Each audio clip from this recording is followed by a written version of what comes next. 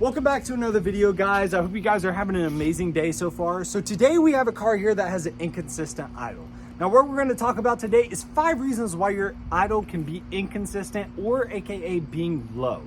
Let's break it down. So there are a couple reasons why your vehicle may have an inconsistent idle, and that also depends on your car's age. For example, this 2000 Mitsubishi Eclipse uses a IAC, or also known as an idle air control valve, which kind of acts like a little bit of an air vacuum that goes and bypasses the throttle body, which is inside the air induction system. But for newer vehicles, the main reason why your car may be having an inconsistent idle is one is spark plugs, which we've already checked the spark plugs on these. These are already new. The previous owner to us already had the spark plugs changed in this, which are all good and all set up. Also, depending on your car's age, fuel injectors may also be another cause for inconsistent idle, because over time they get clogged up with carbon, and they can eventually get carbon little driplets, and then they'll just drip fuel into it, which therefore the computer will say, hey, I'm getting unnecessary fuel. Why am I getting this? And it may cause an influctuating air to fuel ratio, which therefore may result in an inconsistent idle. The third reason could be the mass airflow sensor just needs some cleaning, or it may be needed replaced. So we've already cleaned this one and we checked this one. This one looks pretty new, and we also cleaned it the other day just to make sure that wasn't it. But over time, it still had that low inconsistent idle, which is persisting as it is right now. So then it could be also your throttle body. So your throttle body pretty much acts as a idle air control valve for newer vehicles. The older vehicles didn't have that bypass with that computer system, so they used a bypass that will get an air tube to go inside past the throttle body, so it could give it some air so it wouldn't stall out of idle. But for the newer cars, they have new computerized systems which can therefore control the throttle body, therefore giving it enough airflow so it doesn't eventually stall out. Also, a dirty EGR valve can also cause some misidling issues. So sometimes when it gets clogged up, and especially in older Japanese cars, they tend to have some issues. So if that was the issue with this guy, I would tell him to just go get a replacement for the EGR valve, just because it's cheap, easy to replace, and like I said, most likely if you clean that EGR valve, it's probably going to get dirty again. You might as well just replace it. But I don't think that's the issue in this, because if so, most of these cars tend to have check engine lights that pop if it's an EGR valve, which he said he has had in the past, but he did have it replaced. So that problem is out the window. So for this vehicle, we've checked 4 of the options out of the 5 choices. The 5th choice is the idle air control valve, which we are going to be digging into on this 2000 Mitsubishi Eclipse. Let's dig in. So just in case if you have a Mitsubishi Eclipse, and especially the 3rd gen, so what you'll want to do is eventually you'll want to take this air tube off. It has a single connector. All you got to do is get a 10mm bolt, loosen that up. Then you got to take this part off, which is behind this annoying hose, which will have a bit of issues getting to. And then you'll probably might want to take the EGR valve off, which we may or may not do, but then the idle air control valve is back there within the throttle body. Let's get started. All right, so we've taken the air induction tube off now. Now you have access to the direct throttle body, which you can see in there. It's a little bit dirty, but it's not too dirty to where I would say it would matter, make it inconsistent idle. But we're gonna clean it just in case, because, well, we already have all this off.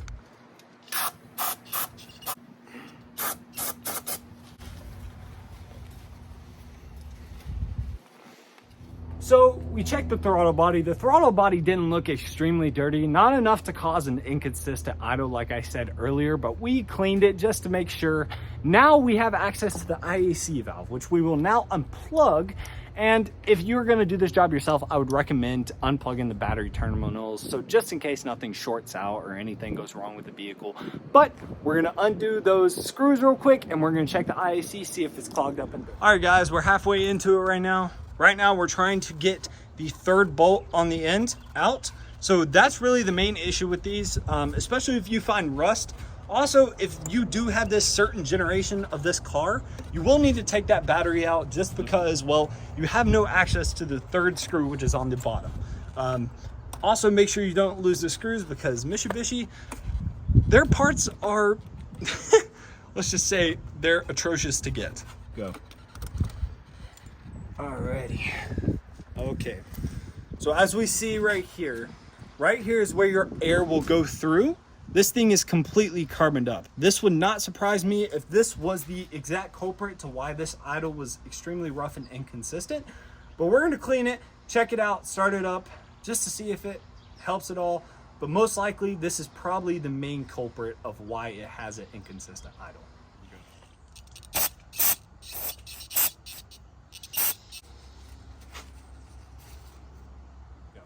All right, so when you have the IAC out, first you want to do is you want to spray it like I showed you, but you also want to spray into the little hole because sometimes carbon can stick inside there and also end up carboning it up again quicker than how it would be if you just cleaned it up.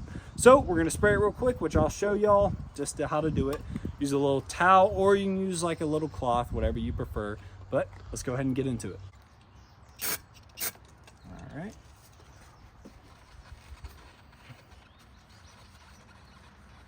You want to get all around the edges to make sure everything's clean. And since I'm using a towel, you have to make sure no particles get stuck in there as well, because that will cause issues if you do leave them inside there. So just make sure there's no particles.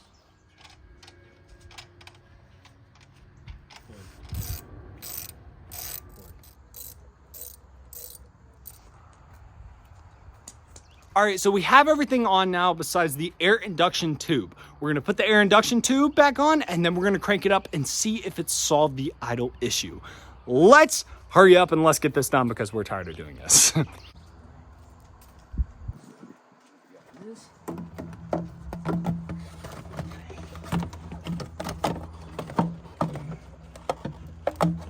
right.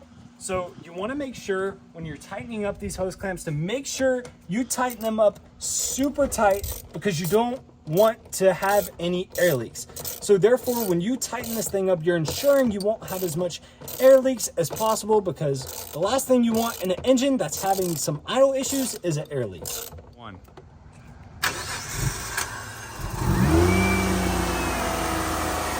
So what you heard from that startup is that all the computer systems were being reset.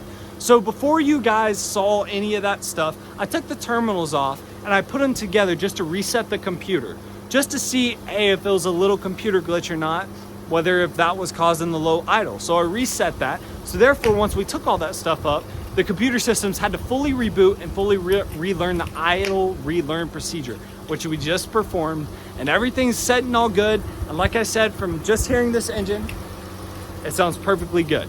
So he states that the car has to be warmed up before it starts to have an inconsistent idle. So what we're gonna do now is we're gonna drive it around just for a little bit, and we're gonna see how it performs and how the idle tends to happen whenever we come at a stop.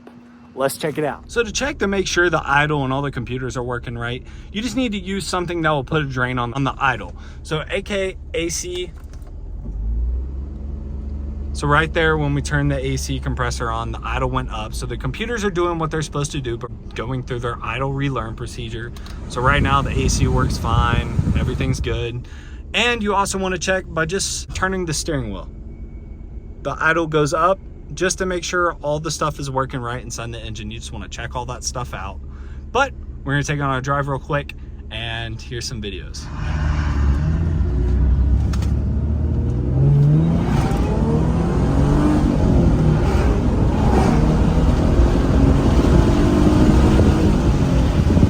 See, as you can see right now, the idle is not fidgeting or moving whatsoever at all. There's no vibrations in the cabin. It feels great. It's not jumping up and down. It's not bogging down. And the engine sounds fantastic. All right, so we took it for a quick drive. Everything is fixed and everything is solved inside the engine. The idling issue is completely gone. So like I said, most of y'all need to look out for those idle air control valves for these older Japanese sports cars. Sometimes they end up getting clogged up and you just have to clean them to solve a simple idling issue. So just to make sure that everything's all set, I'm gonna have him report back to me in a week to see if he has any more problems, but then we should have this all set up. So thank you guys so much for tuning in today. And if you like this video and like this guy's car, please hit that like button. And also, if you like the content that we make, please hit subscribe and we'll feel free to post more videos like this just to help y'all out and to keep your cars lasting forever. So thank you guys very much. Hope you guys have an amazing day. I'll see you guys in the next one. Peace.